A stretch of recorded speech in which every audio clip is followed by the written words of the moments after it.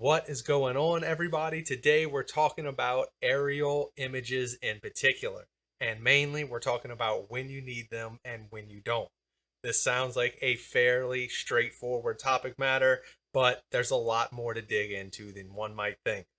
Let's jump right in.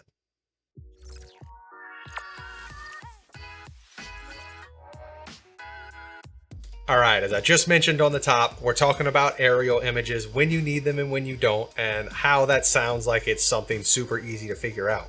I do have a few kind of rules that I'll go by when determining this, but keep in mind before I list out all these rules that every single one has a situation in which it will be broken. So the best thing to do is use your common sense, listen to everything that I tell you. There'll be some tips along the way and just kind of decide for yourself, because there really is no set, hard and fast rule. Yes, I need it. No, I do not. But I can give you some good tips along the way. So the very first thing I'll say is property. And when I say property, I mean acreage. If you have a large amount of property, I would say aerial images are a go, especially if it's well manicured lawn. Now, if you're selling 17 acres of completely vacant land with no house and no clearing at all, aerial images would not be the best fit there. You can honestly just get on to Google Photos or Google Earth and get a top-down view of the property, because aerial images aren't going to show you much more than that.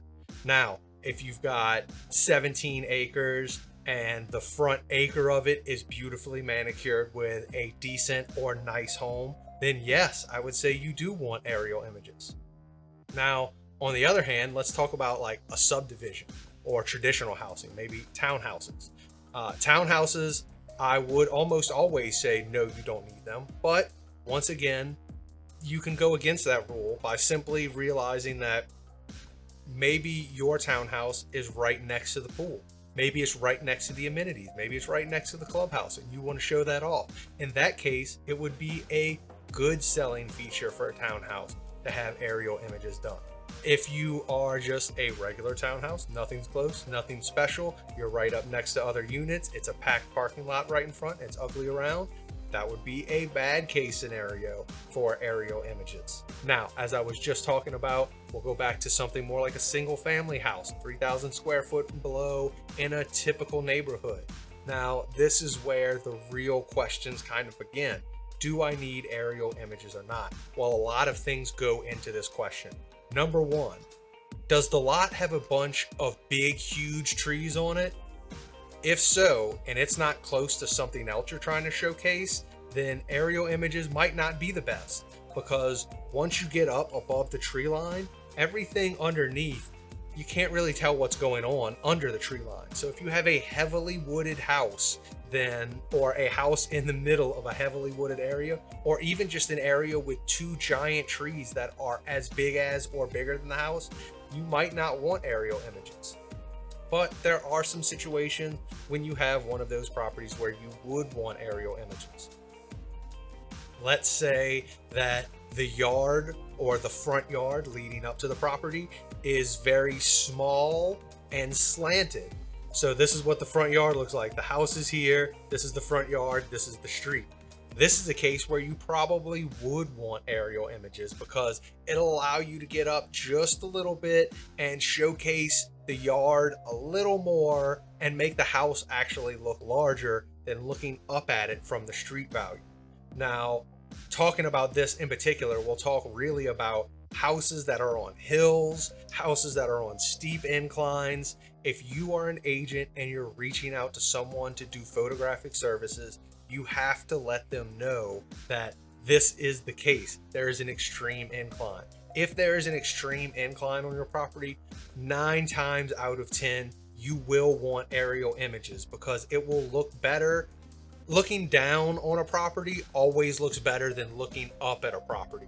You don't want it to look like a gargantuan, vertically incorrect property. So if you have a house sitting on top of a hill for your front exposure and you want a good front elevation or a good front MLS image, I would highly recommend you spend the extra money and get a drone image for it. You'll be much happier in the long run. Now, as I was just talking about, if there are huge trees, sometimes this can be a detractor when doing aerial images because you just can't really see the house or what you're trying to photograph. It's all about what you're trying to showcase. You as the agent have been to this property before. You as the agent should know best how to showcase it. Do you just need street elevation images? Maybe your house sits on the bottom of a hill. Maybe your front yard is the opposite elevation. Then you wouldn't need drone images because you're already starting at the top and working down. You're already going to have not necessarily the aerial elevated view, but you'll have a higher view of the property to begin with. So if your house is straight up on street level or below street level, say this is the street over here, this is the house. If it's below street level or on street level, it is a toss-up for aerial images. What would sell me on aerial images for a property like this would be, what is it close to? Are you in a neighborhood that has amenities? Is it close to the pool? Are you next to a popular on-ramp for travelers?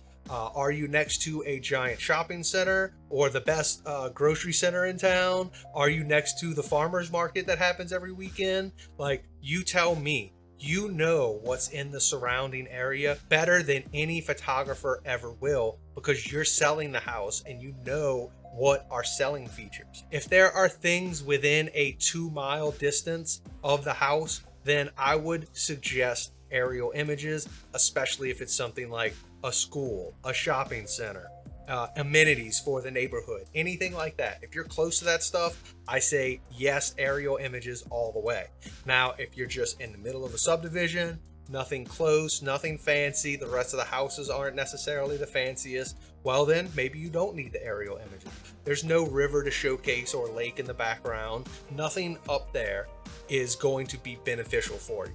Unless, of course, as we mentioned above, that house is sitting on an incline, then you probably will need aerial images. And this is why I say there's no real like fast and hard rule for all this. You as the agent really have to decide, but knowing these few things can make this decision much easier for you.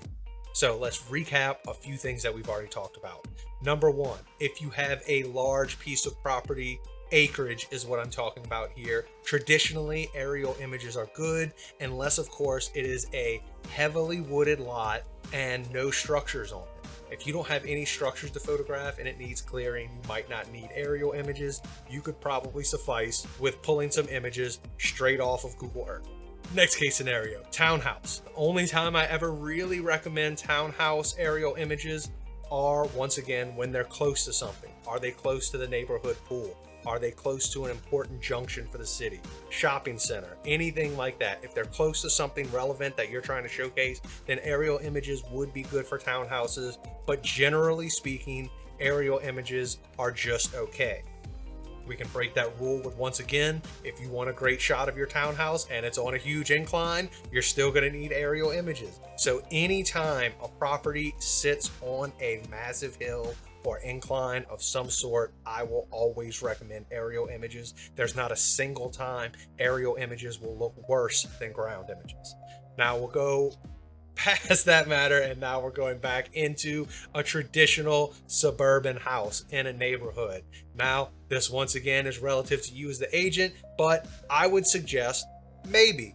A lot of times these houses look bigger when photographed from just a tiny bit up and off center of the lot. So to the front right of the property or to the front left of the property. Here's kind of like an example of what I'm talking about. So look at this first picture. If you'll notice, this is the ground elevation of a house that's on an incline. As I mentioned before, I'm always going to recommend aerial images for these inclined houses, but this is the best image from the ground. Here is a straight on image of the property, and that is from the front left of the property, looking out of the front door. So the front right of the property, if you're looking at it, as you can tell from looking. Now we'll switch this around, and even though there's nothing fancy in the neighborhood, nothing going on, look at how much bigger the house looks when we give it that slightly elevated aerial look. Once again, to the corner of the property. This is the exact same viewpoint as the aerial I showed you earlier. The drone is almost in the same spot as the camera was. But since the drone can get higher up, it will always showcase an elevated property better. Now that you saw those, what do you think? What's your personal opinion? What do you think about aerial images for your next listing? I don't recommend just buying them just to have them, because not every property needs them. Think about it. I would love to know your comments down below. What do you think? And what do you think is the best part about aerial images? Another question I get is, can you do Twilight aerial images? Yes, you can. Just as with ground images, I always recommend that they're actually done in post-production. They always look better that way. They may not look as realistic as a Twilight image, but to get a really good Twilight image is like a 1 in 10 chance, because the weather has to be perfect. You got to get a perfect sky. You send it off to an editor, it can be done easily. So that being said, I can easily send my drone image off. You can still have that perfect front Twilight image, but it's at a better elevation because maybe the house is sitting on that higher elevation. Most important things to take away from this: if your property is elevated from street level, or if you have a vast hill in the front of your property and you want a perfect front elevation, you're gonna require drone images. Everything else other than that is kind of up to your discretion. If you're gonna be downhill, you probably don't need drone images because you're already up higher than the street. You know what's important, you know what's around.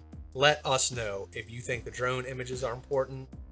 And you can always say to your photographer, hey, I'm not really quite sure about this property. If you think the drone images are needed, like if you can't do it from the ground, if you can't do it, because my ground stops at 9 feet. That's where my tripod goes up to. It goes up about 2 foot higher than my head, and I use a little remote, but anything above 9 foot, that's as high as I can go. I'm not bringing a ladder on site with me. I'm not bringing an extended tripod pole on site with me. I either have drone or ground. Those are your two choices. That makes it easy as possible.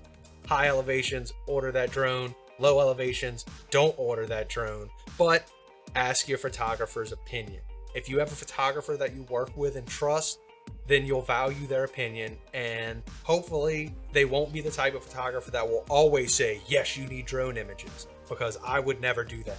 I get to houses where some people have drone images listed. I'll call them and say, hey, I can take these if you really want them, but I think your marketing dollars may be spent elsewhere a little bit better. Instead of doing drone stuff, maybe invest in a video. That's the easiest way to put it. Make sure you as a photographer are responsible and accurate with the information you're providing your agents, and make sure that agents, you trust the photographer you work with to make these decisions for you on site. Because if not, why are you working with them?